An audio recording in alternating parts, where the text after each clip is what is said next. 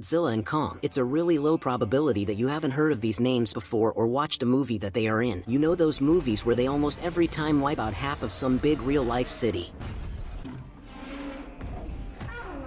Isn't cinematography magic? Anyway, these fellas are almost treated like proper actors. They just need their IMDb profiles set up and they're in the game. Now, all joking aside, since there have been many movies done about them, I wondered if they could impact our world in any other way than with blockbusters, and is there any chance that we could fight them back? I must point out for all of the kids watching, Godzilla and Kong are not real, never been, and never would. Now I shall welcome you to Pengo's world and to today's episode theme. Is there any way we could fight off Godzilla x Kong? Although we know how the world fought these two in the monsterverse, we never saw that any side one. Godzilla and Kong are mostly on the world's side, which is boring, and when they are not, they at the end switch to it. Because of that, we don't have a clear idea who could be the winner, but we have data that could help us find out. I should point out that we are now talking about what would happen if Godzilla and Kong existed in our world, not the monsterverse one. That's important because there are some things that could kill Godzilla and Kong that exist in monsterverse, but not in the real world. Let's first determine how we should approach this theme. Well, a good way to start is using atomic breath on that subscribe button down below. Okay, that would be cool, but a real way to approach this theme is by examining both Godzilla and Kong. By examining these two monsters, we will get to know them more, which will then allow us to figure out what their vulnerabilities are and how we can fight against them. Godzilla, a giant prehistoric reptilian, or just an old big lizard. Movies say that he is the ancient alpha predator that is years older than mankind, and I can tell you he looks good for his years. Godzilla is from the period when Earth was 10 times more radioactive than today, and he consumed that radiation, which means that Godzilla would probably enjoy the Oppenheimer movie. But when Earth became not so radioactive as before, Godzilla needed to move deeper underground to get closer to the Earth's core so that he could absorb the radiation from it. What a strange way to enjoy your dinner. Anyway, Godzilla chose to move underwater, deep underwater, to be as closest to the Earth's core as possible, so he built a shelter deep beneath the water surface, and the location he chose for that is the Pacific Ocean. Godzilla then comes to the surface after it's awakened by nuclear submarines. Then the nuclear testing begins, which was just a cover-up for trying to kill Godzilla with nuclear bombs. For all of you conspiracy theory guys out there, we are talking about a movie, and that's Godzilla's origin story. But we are not stopping there. We have to go further. Godzilla can sense radiation because it feeds on it, as I can sense when a fish is in a 5-kilometer radius from me. That means that all of our nuclear power plants will be first on his travel list, and if he could find its way to one of those, who knows what could that radiation do to all of us. Another possible place for him to go is Chernobyl or others like it, because it's full of radiation, so I am safe in Antarctica. To the rest of you, good luck. Now let's see what size are we dealing with. Let's go to the first fight scene between Godzilla and Kong. In this scene, we see Godzilla on top of the Nimitz-class ship. This class of Navy ships is reserved for 10 nuclear-powered aircraft carriers, which should mean that they are pretty big, but we are interested in their length, if it is to trust the internet sources. But who wouldn't trust the internet, right? This type of ship is approximately 1,092 feet in length, or 332 meters, and we can use this information in this scene. By flipping this ship vertically, we see that Godzilla's size is almost a third of this ship's size, which gives us around 360 feet, or 110 meters. That is a huge old lizard. That's about 8 Brachiosaurus on top of each other, or about a third of the Empire State Building. Godzilla could just run through it and it would fall. Now keep in mind that these measurements are not 100% accurate, but I think we are pretty close. This gives us a good idea about what we are up against. There is a thing that separates Godzilla from other animals in this world, and I am not just talking about size, but we will talk about that once we hop over to Kong. To finish off Godzilla, we have to talk about how much destruction he could make to us. Well, for this we actually have a scale in the real world. This scale is reserved for determining the types of tornadoes based on its speed, and more importantly to us, based on its destruction. This scale goes from EF0 to EF5. Here you see description of destruction of every single tornado type, and based on this scale, Godzilla would be at the level of threat as an EF5 tornado. That means that Godzilla would be able, if not stopped, to destroy big cities in the matter of a few hours. And our next monster also falls into EF5 type. Kong is a giant gorilla, or at least it was a giant gorilla in his first movies. In the monsterverse, he is a giant prehistoric ape based on his similarity with normal apes and differences between a normal gorilla. Our ape was born on Skull Island, located southeast of Hawaii. This island is isolated by huge black clouds that create a storm around the whole island, and it's almost impossible to reach the island. Kong was born here, in the middle of a battle between his race and skull crawlers, which are these giant creatures. They killed Kong's whole family, but Kong's mom hides him from them. In that way, Kong survives. And when he grew up, he became the king of the Skull Island, protecting other animals and even people from skull crawlers. Kong and Skull Island stays hidden until Monarch decides to launch a mission to find Skull Island in the search for Kong, and once they discover him, at some point down the line, they create a replica of Skull Island and capture him there. Why and when I'm not so sure, but they do. And he is pretty happy there, right Kong?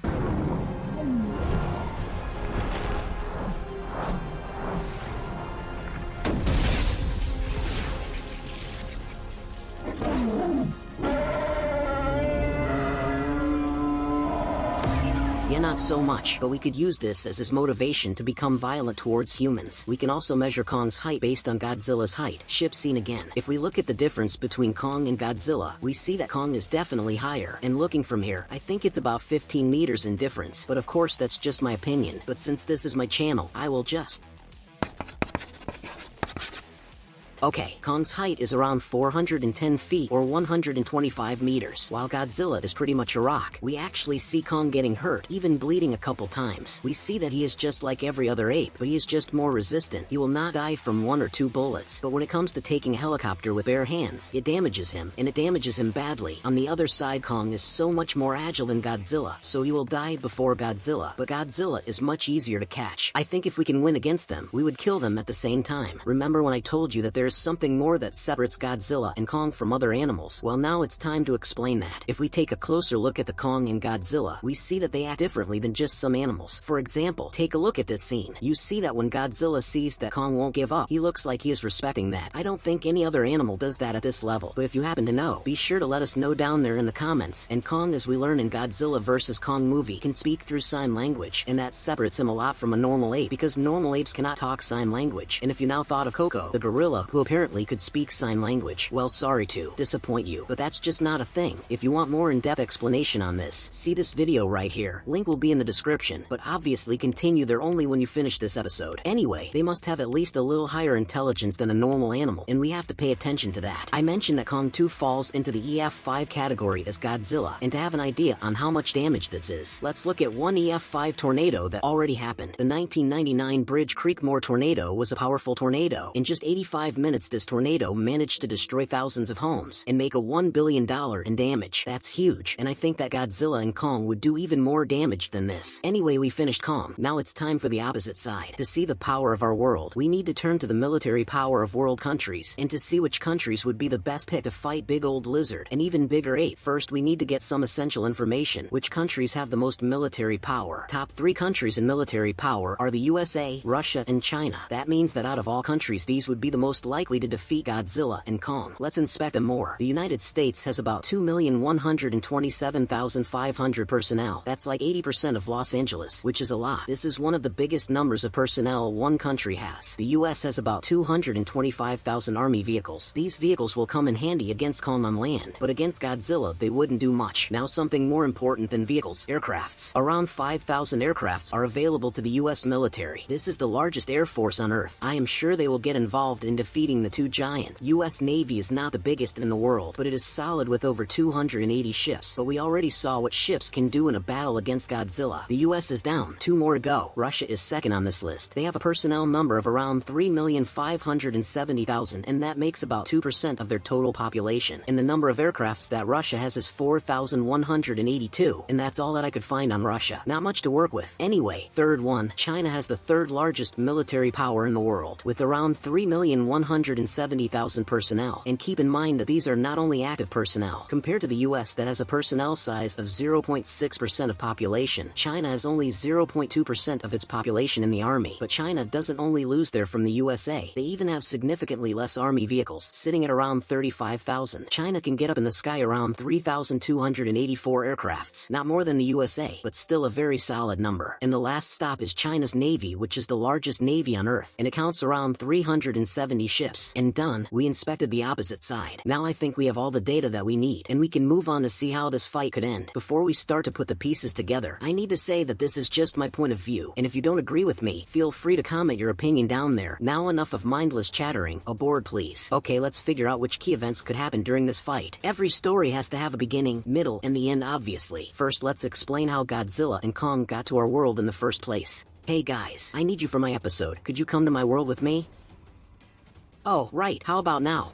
Now when we know how they got into our world, we need to put them somewhere, and for that we will use the information from the movies. Godzilla lives deep in the Pacific Ocean in the search for radiation, and Kong is on Skull Island. As I said before, it is located southeast of Hawaii, and we know this based on the intro of Godzilla vs. Kong. That should be about here, and because of this we can figure out in what part of the Pacific Ocean is Godzilla located. Based on the now famous ship fight scene, we can notice that Godzilla can sense Kong, and once it does, it comes for him. That means that Godzilla cannot be close to Skull Island. I would put it just just north of Hawaii. Now we need their motivation for being aggressive. We said moments ago that Godzilla searches for radiation. Well, what if he senses some other radiation? Let's say the one in the Hanford site near Washington. Hanford site is used for nuclear production, and it is considered one of the most radioactive places on Earth. So Godzilla should try to stop by there. For Kong, we need to have a different approach, cause on the island full of giant prehistoric creatures, he wouldn't run out of food anytime soon. But what if we capture him the same way they did in the movie? We could say that the Russians along with the Chinese captured the Kong and shipped him off the Skull Island to the Russia wasteland, where they rebuilt his natural environment and started to study him in secret. Also, this wouldn't be too impossible since this technology is available to us. For example, the Sphere in Las Vegas lets you experience shows like this. So the next part is the attack. Godzilla comes near the US coast, and Kong finds out that he is trapped. From this point on, we try to fight them off. But first we need to make sure that we minimize the destruction, so we need to take their attention. For Godzilla, this would be easy. He will likely follow the nuclear bomb, but Kong could be a bit of a problem there. But I have a plan for that. Anyway, now the most logical place to bring them is in the middle of the ocean, and I will stop spoiling you the story here. Now you just sit back and enjoy the show.